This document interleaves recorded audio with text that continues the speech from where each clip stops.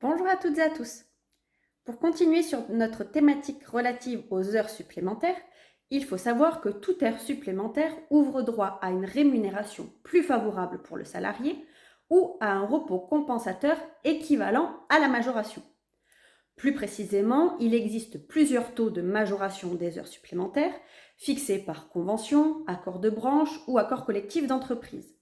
Chaque taux est au minimum fixé à 10% et en l'absence d'accord ou de convention, les taux de majoration horaire sont fixés à 25% pour les 8 premières heures supplémentaires travaillées dans la même semaine, soit pour une durée légale du travail de 35 heures de la 36e à la 43e heure, puis 50% pour les heures supplémentaires suivantes.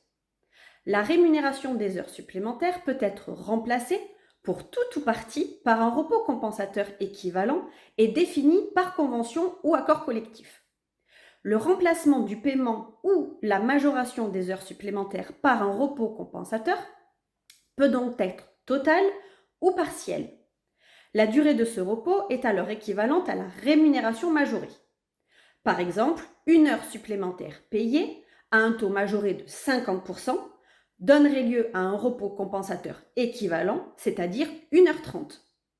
Attention à ne pas confondre les règles de repos compensateur avec la règle de la contrepartie obligatoire en repos qui, elle, ne vient s'appliquer qu'en cas de dépassement du contingent annuel d'heures supplémentaires, ce que nous aborderons dans une prochaine vidéo. Le repos compensateur peut être prévu par une convention collective ou un accord collectif d'entreprise ou d'établissement.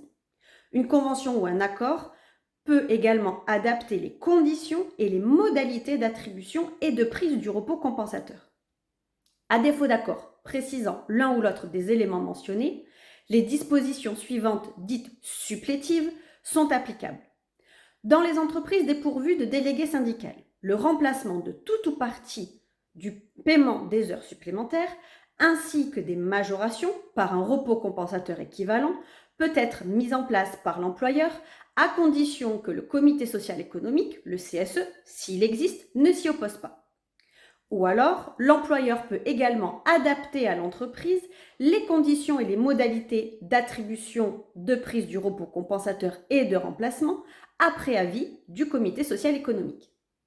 Lorsqu'il est valablement mis en place dans l'entreprise, le mécanisme du repos compensateur de remplacement s'applique à tous les salariés concernés.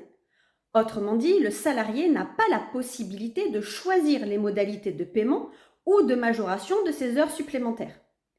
Que le repos compensateur soit légal ou conventionnel, les salariés sont informés de leur droit au repos compensateur de remplacement et du nombre d'heures de repos compensateur dans un document annexé au bulletin de paye ou alors sur un compteur spécifique rajouté de façon distincte sur la fiche de paye. Pour toute question à ce sujet, n'hésitez pas à nous contacter.